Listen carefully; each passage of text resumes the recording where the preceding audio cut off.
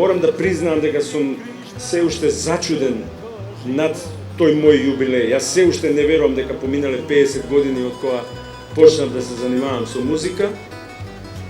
Ама ете, така некако се со помош на Всевишниот.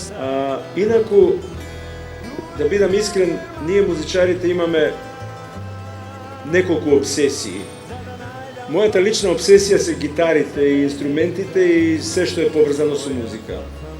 И неуморно набавувам нови инструменти, пратам што се случува во таа индустрија и купувам гитари и со голема страст и возбуда.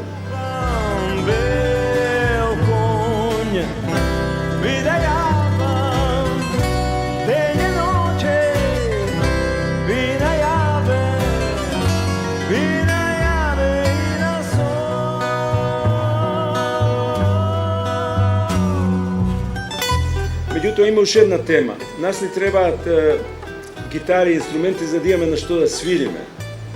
Меѓутоа има уште една тема, а тоа е како да се одвеземе таму кај што треба да свириме. Тоа се, значи, втората тема се вика аута или превоз.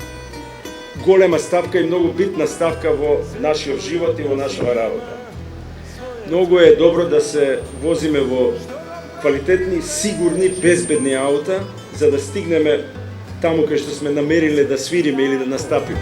Човек има среќа кога гасне судбина. Беј да имам кој што немам, па да купам бел конј и да јавам ден и ноќе и да јаве и на сон.